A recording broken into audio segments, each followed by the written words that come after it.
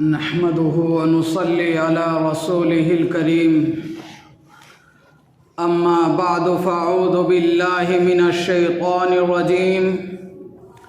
بسم الله الرحمن الرحيم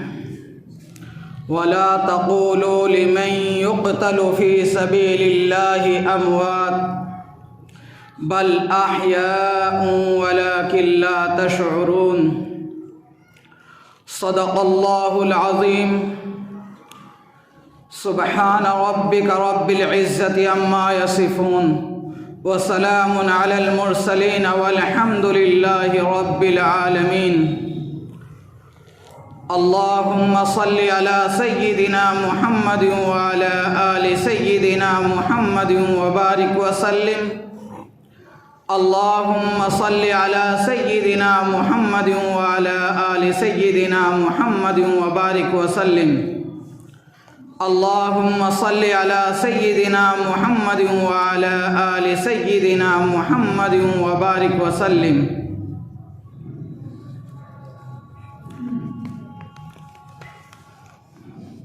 وفا کی راہ میں تلوار بن کے بولیں گے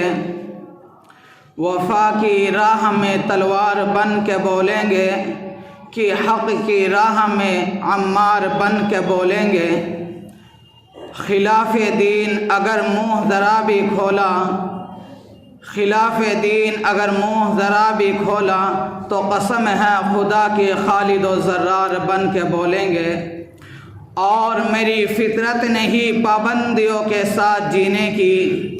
میری فطرت نہیں پابندیوں کے ساتھ جینے کی غلامی پاؤں میں کب تک میرے زنجیر ڈالے گی مسلمانوں سروں پر ٹوپیاں رکھ کر چلو اپنے یہی پہچان دشمن کا کلیجہ چیر ڈالے گی محترم بزرگوں آج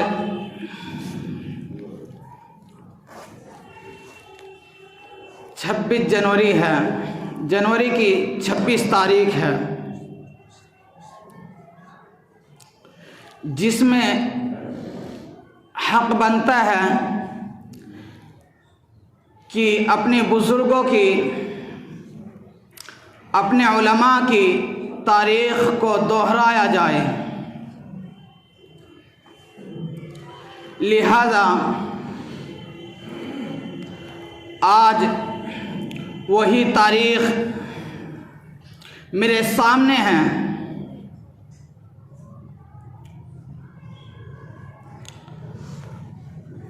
اس لیے کہ ہمارا ملک ہندوستان ہے جس کو ہندی میں بھارت عربی میں الہند انگریزی میں انڈیا اور فارسی و اردو میں ہندوستان کہا جاتا ہے اور اس کے باشندوں کو یعنی ہندوستان میں رہنے والے لوگوں کو ہندی میں بھارتی عربی میں ہندی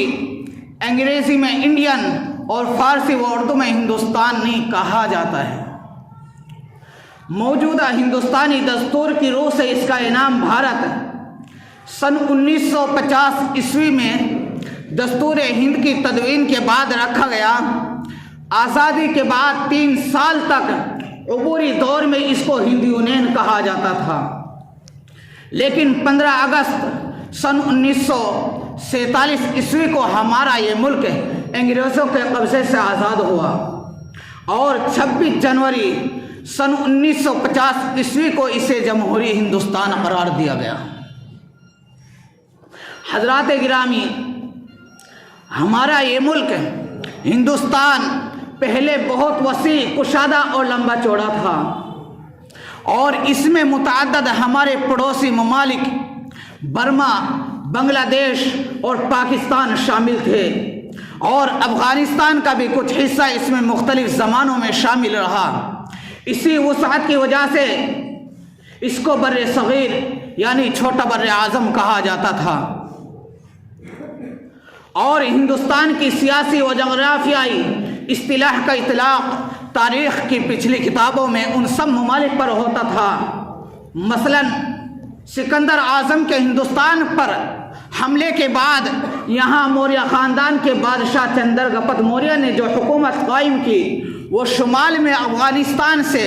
اور جنوب میں کرناٹک اور مشرق میں بنگال سے مغرب میں گجرات تک پھیلی ہوئی تھی۔ اس وقت بر صغیر کی اصطلاح ہندوستان، پاکستان اور بنگلہ دیش کے لیے استعمال ہوتی تھی، لیکن سن 1937 عیسوی میں برما اور سن 1947 عیسوی میں پاکستان نئے ملک کی حیثیت سے ہندوستان سے الگ اور تھلگ ہوئے، اور سن 1971 عیسوی میں پاکستان کی بھی تقسیم ہوئی جس سے بنگلہ دیش وجود میں آیا۔ سن 1947 عیسوی میں ہمارے اس ہندوستان کی آزادی کے باوجود ہمارے دو صوبوں گوا اور پنڈیچری پر بالترتیب پرتگالیوں اور فرانسیوں کا قبضہ تھا، لیکن سن 1961 عیسوی میں ان دونوں کو آزاد کر کے دوبارہ ہندوستان میں شامل کر لیا گیا۔ محترم بزرگ اور بھائیوں، ہمارے اس ملک کی آزادی میں ہندوستان کی تمام اقوام میں مجموعی طور پر سب سے زیادہ حصہ مسلمانوں ہی کا رہا،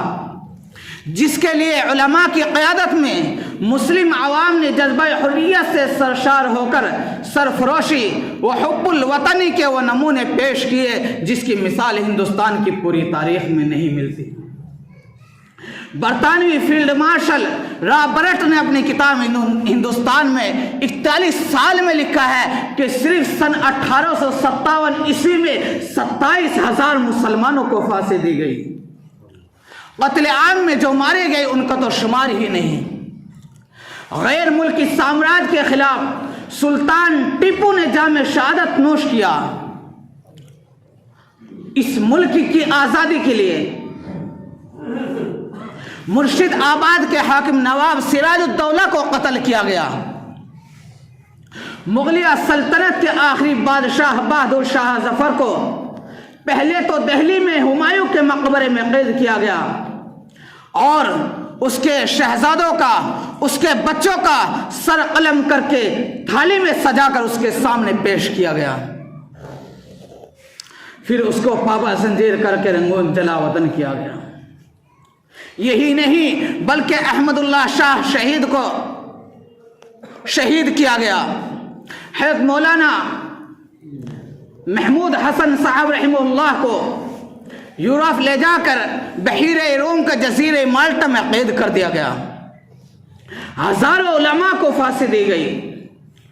لاکھوں مسلمانوں کو جیلوں میں قید کر کے ناقابل یقین سزائیں دی گئی۔ اس سلسلے میں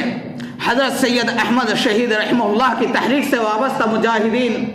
بالخصوص علماء صادقہ و روح القلب کی قربانیوں و سرفروشوں کا بھی نظر انداز نہیں کیا جا سکتا۔ حضرات محترم بزرگ اور بھائیوں، عام طور پر یہ سمجھا جاتا ہے کہ سن 1857 عیسوی کے بعد ہی ہندوستان میں جنگ آزادی کا آغاز ہوا، حالانکہ مسلمان اس سے بہت پہلے برطانوی سامراج کے خلاف میدان میں آ چکے تھے، اور اس سے بہت پہلے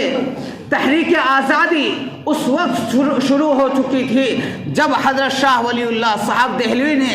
انگریزوں کے خلاف ملک کی آزادی کے لیے راہ ہموار کی، اور اس کے بعد سن 1803 عیسوی میں ان کے صاحبزادے شاہ عبدالعزیز صاحب دہلوی نے ہندوستان کو دارالحرب قرار دیا۔ یہی نہیں، سن 1757 عیسوی میں نواب سراج الدولہ نے ان کے خلاف پلاسی کے مقام پر، اور نواب حیدر علی نے سن 1767 عیسوی میں میسور میں ان کا مقابلہ کیا، اور انگریزوں کو ملک سے باہر کرنے کی یہ تحریک پورے ملک میں چل پڑی۔ چنانچہ سن 1947 عیسوی میں ملک کی آزادی کے ساتھ ساتھ ہی اس کا اختتام ہوا۔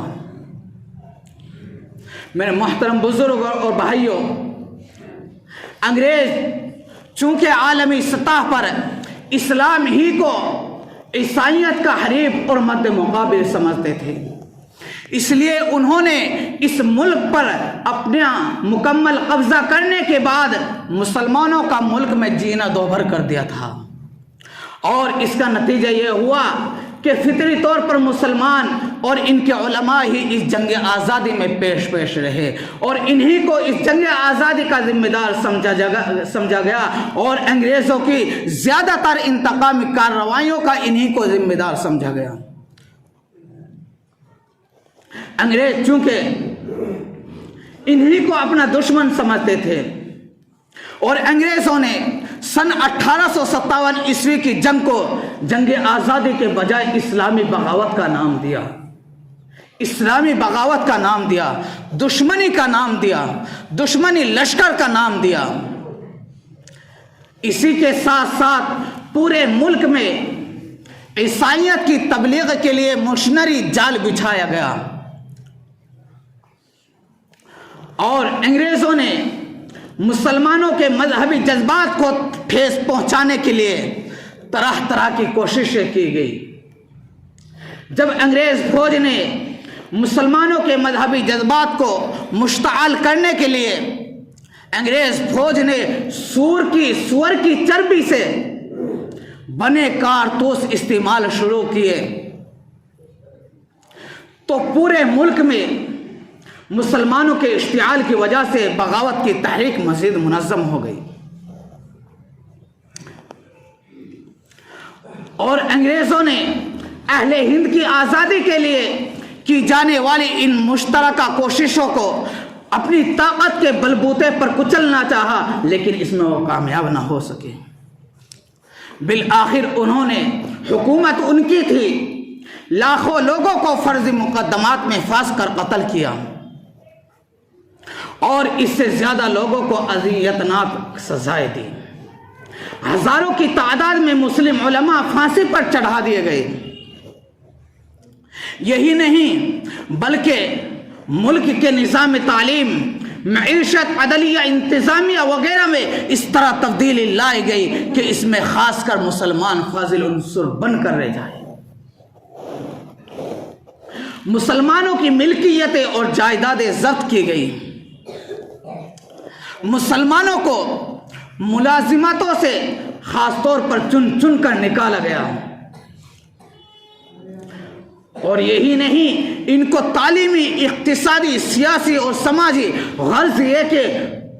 پستی کی آخری حد تک پہنچانے کے لیے طرح طرح کے ہر میدان میں کوشش اور تدبیریں کی گئی۔ میرے محترم بزرگ اور دوستو، اس ہندوستان میں انگریز ہمارا دشمن تھا۔ ہمارے علماء نے اور سبھی مذہب کے لوگوں نے مل کر ان کو یہاں سے بھگایا ہے۔ وقت بہت زیادہ تنگ ہے، حالانکہ تاریخ اتنی لمبی ہے کہ اگر پورے دن دہرائی جائے تو پوری نہ ہو سکے۔ ہمارے علماء نے وہ کارنامے انجام دیے، لیکن یہ ظالم چاہتا ہے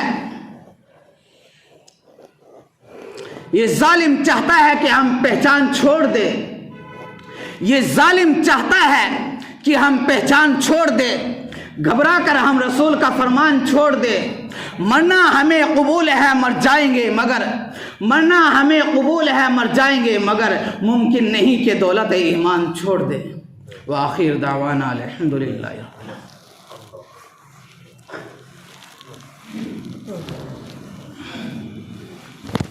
اللہ اکبر اللہ